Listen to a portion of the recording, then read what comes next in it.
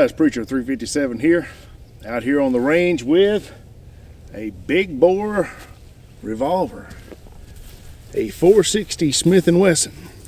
And I thought I would do something a little different today compared to what I normally do, in that I thought I would actually maybe shoot some stuff that kind of blows up a little bit, like watermelons and 2 liters and what have you. I don't normally do those kinds of things, but what better day to try something like that than on a day when you've got a 460 Smith & Wesson, the highest velocity handgun there is. This is the 460 Smith & Wesson Magnum XVR, Extreme Velocity Revolver.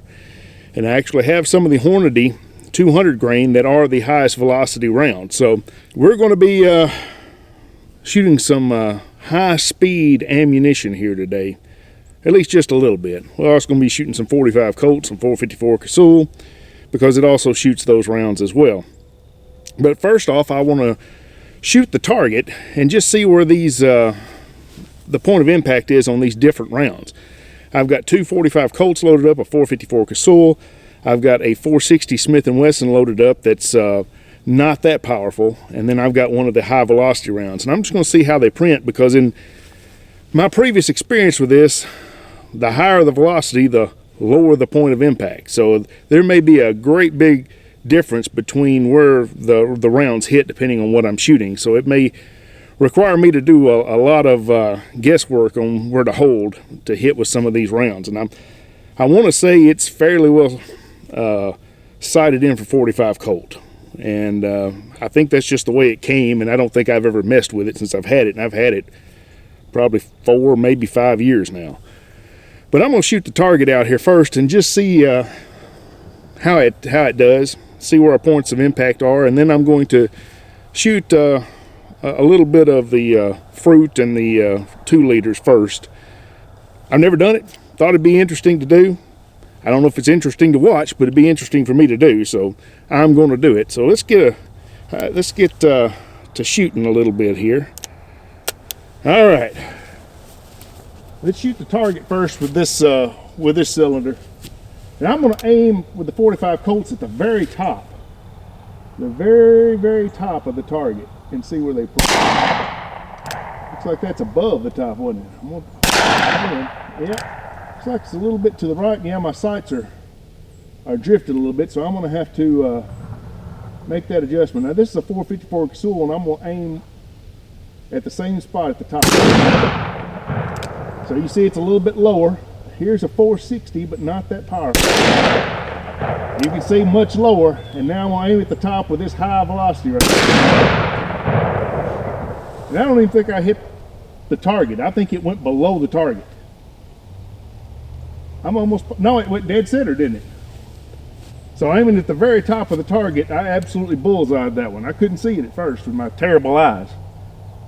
So you can see the difference in impact, and in fact it was dead on even at that. So the higher the velocity, the more centered it was. That's kind of strange that the windage changed, but anyway.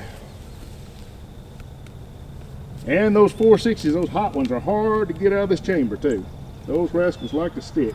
Let me pull these rascals out. The ones that'll go easy. And bang it on the table there. Take off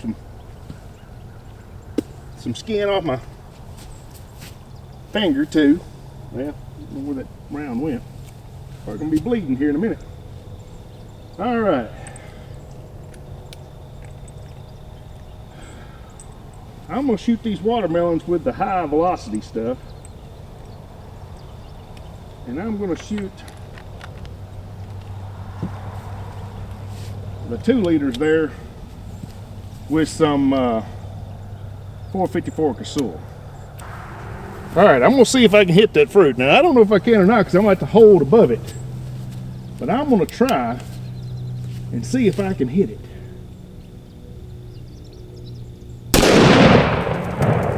Holy smokes. Well, that was impressive. Let's try one more here. Not quite as impressive, but not too bad. See if I can hit these 2 liters. Yeah, trying to hold. Well, maybe not. There we go. 5 rounds is all she's got. So let's just load up some more 454 Casull. See if I can hit this last one here, and then we'll actually get into the video. All right, got some over there too, but I think I'll save that for the video. We got to get into the boring talking part first. So, all right, guys, I'm back now, and I've got the sights on it adjusted for the windage. So hopefully they're hitting on windage wise. Now, as we've seen, the elevation is going to be variable depending on what round I shoot. I've also got my boo-boo bandaged from where I took the hide off there, but got that bandaged up, so I'm not going to continue bleeding everywhere because I was bleeding everywhere. But we have got the Smith & Wesson 460 XVR extreme velocity revolver here, and just as a point of comparison, this is my Model 610 I just did a video with not long ago. This is an end frame. I'll think of it in a minute. This was their largest frame for many years. Until 2004, this was the largest frame Smith & Wesson made. This is the big revolver, and this is a 6-inch barrel. So this is a pretty sizable revolver, the same size as the 629, the same size as their 44 Magnum. This is a big gun. But that's a really big gun. I think you can see there just how much difference there is between these guns. There is a massive difference. This is 40 something ounces. I don't remember the exact. This one is 73, I believe. 73 ounces. So it's not quite double the weight of this one, but it's getting there, right? It's a hefty revolver, and that's the biggest problem you have with being accurate with that gun, is that it's so heavy that it's hard to maintain your hold for very long. You start out shooting fine, but then after you get a bunch of rounds down, especially if you're shooting the heavy hitters, you know, that puts a walloping on you. It wears you out a little bit, and you know, it's not too long before you're trying to aim and you notice you're a little shaky. You're shaking a little bit because that revolver is heavy. You know, and for handgun hunting, a lot of people will use a rest of some sort to shoot this gun for hunting. So, I mean, it's a fun clinking gun, but you know, it's not light. It's not the kind of gun that you know, you're just going to shoot all day long and not get tired of. It's not a 22. You know, you can come out here with a 22 and shoot all afternoon and never wear out, never tire of it. This thing will wear on you. It will absolutely put a beating on you if you're shooting the heavy stuff. Now, if you're shooting 45 Colt, it's not so bad, but it still does get heavy after a while. So, let's shoot a little bit more here. I've shot 1 round of 454 Casull out of it. So, we've got 4 rounds. See, 5 minus 1 is 4. This is just a 5-shot revolver. Because the pressures are so high in this gun, the power is so much that even in this gigantic frame, they only make them a 5-shot. So that tells you something about the power of this cartridge that it's shooting. So let's go ahead and shoot some of these. Now with the 454 Casull, I will not shoot the red plates on the plate rack. They are AR-500. It's probably not going to break them. Probably not going to dent them, but could very well knock them off, break the chains. It's just way too much power at this range. 454 Casull is about 1.5 times the power of 44 Magnum, somewhere in that range.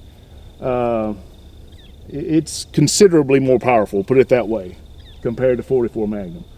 And you know, the 460 is, you know, twice as powerful as a 44 Magnum easily.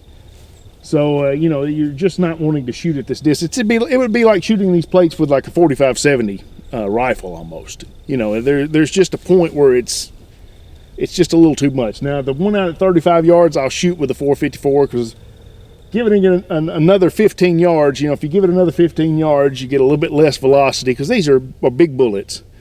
and they drop velocity fairly quickly. Now those high velocity rounds, those Hornady 200 grains, I won't shoot anything up here with those, other than that one little red target right there, which is actually a rubber self-healing target. So you can shoot that one all day long. It's not going to hurt anything.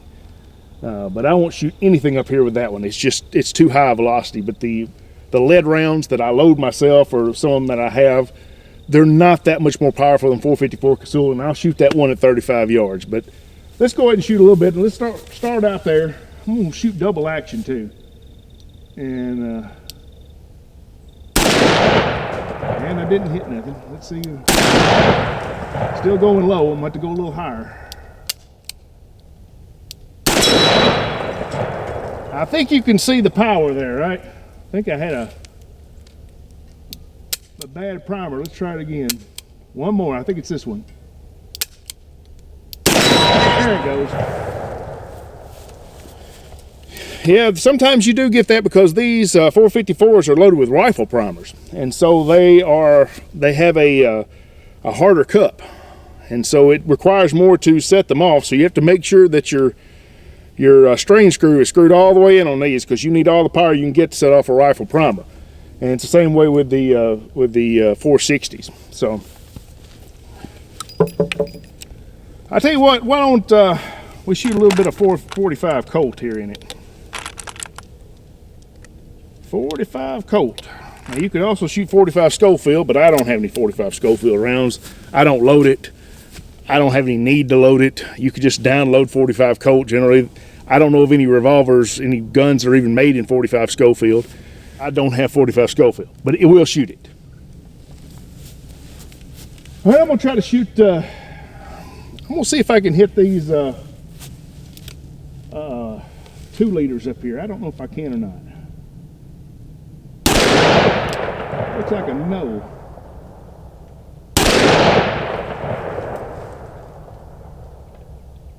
Well, I thought I loaded 45 Colt in here. Those are 454 Casull. So that would be why I'm taking a dead on hold and not hitting anything.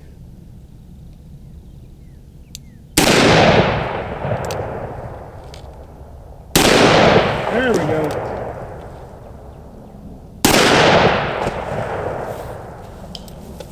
No wonder I couldn't hit nothing. I was taking the wrong hold. For some reason I was thinking I'd loaded 45 Colt. I'd loaded 454 Casull. It's a good thing I don't have my Smith & Wesson Governor out here, because I'm afraid it might actually, with that long cylinder it has to load the 410, it might actually take a 454 Casull or even a 460. And you sure wouldn't want to set that sucker off with one of those in it. But let's try the 45 Colt now. Maybe I've got it right this time. Let's see if we can hit these plates with it. That's like a 22 in it.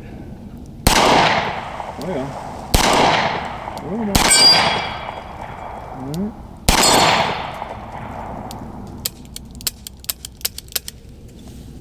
Wasn't the best shooting I've ever done. This sucker's already getting heavy on me.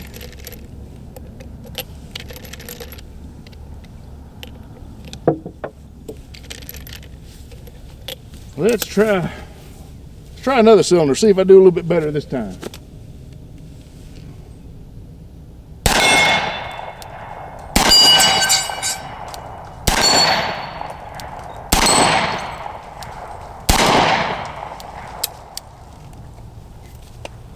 A little bit better. A little bit better.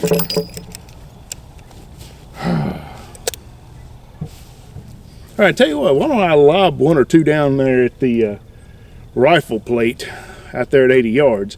If you remember in the last video I did, the one with the Henry 357, that big boy steel, the plate came off the rack there and was hanging by one chain, and it's going to take a lot of work to get that back up right. I'm going to have to redo the entire stand and everything.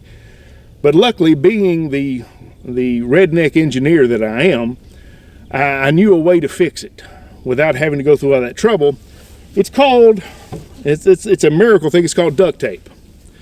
And so I used some duct tape on that thing to kind of hold it in place and hold it together. And I'm hoping it works. I'm not 100% sure if it will, because unfortunately I did not have any WD-40.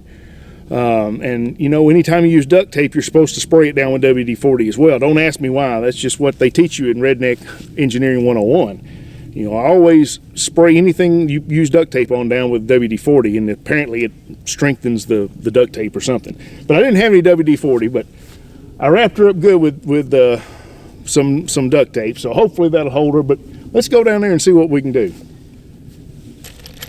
I'm gonna try some 45 Colt first, because that's what it's mostly sighted in for, I think, and see if I can get the range with it. It may just be a little too slow, but hopefully out of this long barrel I've got enough velocity that I can maybe do all right with it.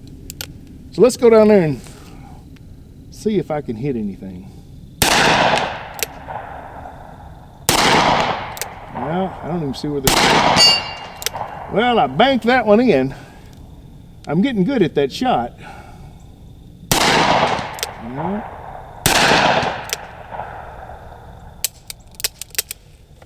I only saw like 2 of them, so I'm trying to get the range on it.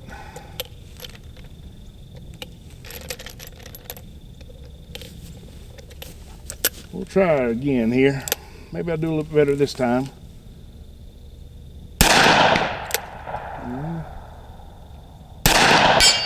There's one. There's another one. Yep. This thing is getting heavy. I can feel it shaking when I'm trying to hold it up there. All right, I'm gonna try the 454 Casull in here. And I'm gonna try a couple of my 460 hand loads, which I've got the same projectile. It's a 250 grain hard cast round nose. Let's see what I'm shooting first though. Let's go with the 454 Casull first. We'll see if we can hit it. Got to hold up a little bit. Hit it first time. Let's try her again. Nope.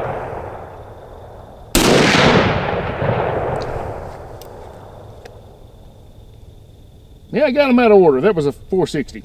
I knew that felt awfully powerful. Let's try another one of those. Now,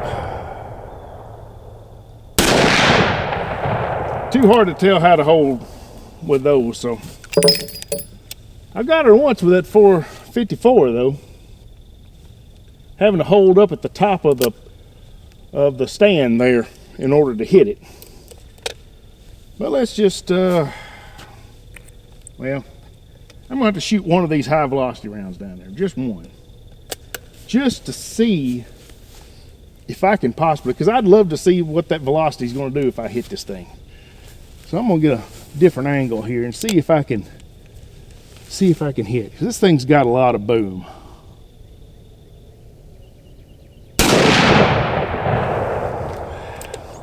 No idea. So I'm not going to waste any more. I ain't got but 2 of them left, so let's just shoot some more 45 Colt. I think I've told you about all I can think to tell you. Well, if you saw the little short video I did about having to clean up the tree off the range there that fell over.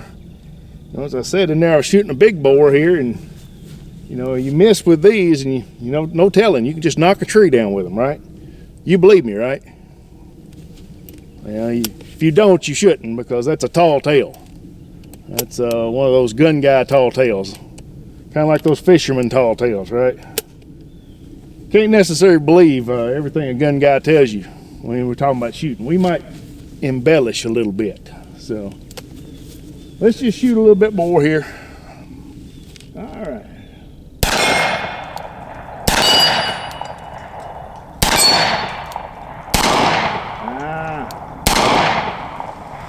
This sucker's getting heavy. I can tell I am not steady. Not steady at all. I got a piece of fruit over there too. I wonder if I can hit it with a 45 Colt.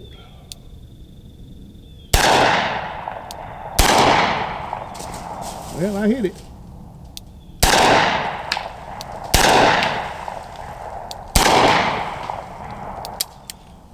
Not enough power to blow it up, apparently. But we'll throw a few more downrange. This gun is a lot of fun. I wish that everybody out there could just see how much of a powerhouse this is. I mean, you might be able to tell from the recoil, maybe you can see how it recoils more than the others, but you really feel it. It's not really seeing, it's feeling. You can feel the blast, that concussive force that comes off of it, especially those Hornady rounds. When you set one of those off, I mean, you just feel this force come back as a wave across you. And it's very impressive. And when it gets down toward dusk, it starts getting a little bit darker. I mean, the flash will blind you. If you shoot it in an indoor range, the flash will blind you. When I first got this, we actually had not moved out here yet, so I didn't have my own range, and I went to an indoor range in Jackson. And I asked them if I could shoot this, and they said, sure, go to the rifle side. They have a rifle range there as well, where you shoot rifles, and one side that you only shoot handguns. So they put me on the rifle side, and the concussion was so much that it still knocked the fluorescent lights out of the light fixture down the range. That says something. I mean, you can feel the pressure in the room change when the round goes off. And, you know, it's impressive. Very impressive. What did I put in here? 45 colt? Yeah, 45 colt. All right, I'm going to try to hit these little plates because I hadn't hit them yet. We'll see if I can stay steady enough to do that. Maybe not. Well, now I've got that one. I think I'm out of ammo. Well, I nicked that one, so I just got to hit the little plate now. Then I'll be happy. As I said, I won't shoot those with 454 though, because it's too much. See if I can hit that little plate now. There we go. Seems like I have an easier time hitting the little plate than I do the 4-inch. There we go. You know, I have not hit that cowboy, and I've got a 45 Colt here too. A little bit different than a 1873 Colt Single Action Army. A little bit bigger, but shooting the same round, right? Well, and Single Action Army, I think it originally came out in 4440, didn't it? 44 Winchester centerfire, I believe, is what it originally came out in. But they're most popular now for being in 45 Colt, right? Which I think it was a couple years later when they came out with that.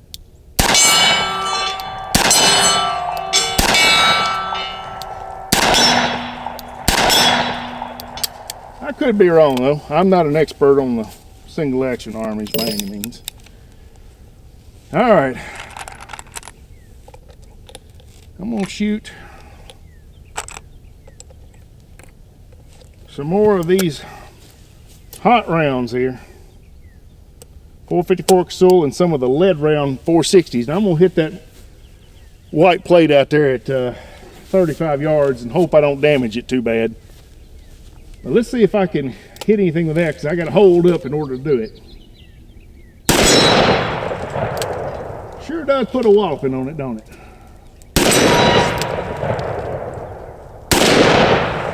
Yep, I missed that one.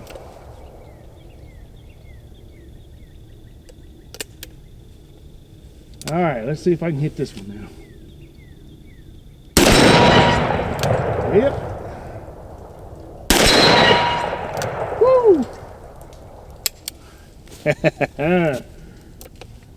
That, my friends, is what's known as a walloping. A walloping.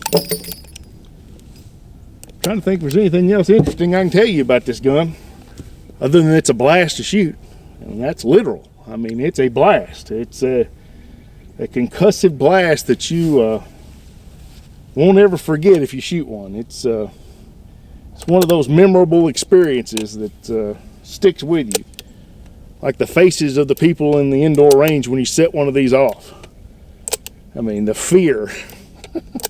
I tell you what, when we first moved out here, and the first time I got this gun out here on this range to shoot it, I was out here shooting, and I started out with the 45 Colt, and I shot some of that at 454, and then finally I touched off one of those really hot 460s, and the next thing I know, my wife comes running out here screaming. She didn't think it was a gun blast. She thought I had blown myself up. She thought it was an explosion. It was so much louder than the other rounds I shot that she thought I had somehow or another blown myself up out here, and she expected to come find me in pieces. So that tells you how powerful this gun is, that someone that hears gunfire all the time, because I shoot all the time, was impressed by the sound of it. And so much that she thought I'd blown up my entire shop, apparently. I guess she thought I was reloading in there and set off everything I had in there or something. I don't know. But anyway, the Smith & Wesson 460 Magnum XVR comes with a compensator there on the front. These are integral. You can take them out. There's two of them. There's one that's for lead rounds and one that is for the jacketed. I have no idea which one is in here. I actually think it may be the, I don't even know. It was the lead round one, because you can shoot jacketed or lead out of the lead round one. You're not supposed to shoot lead out of the jacketed one because it throws the stuff back up at the side or something, I think it is.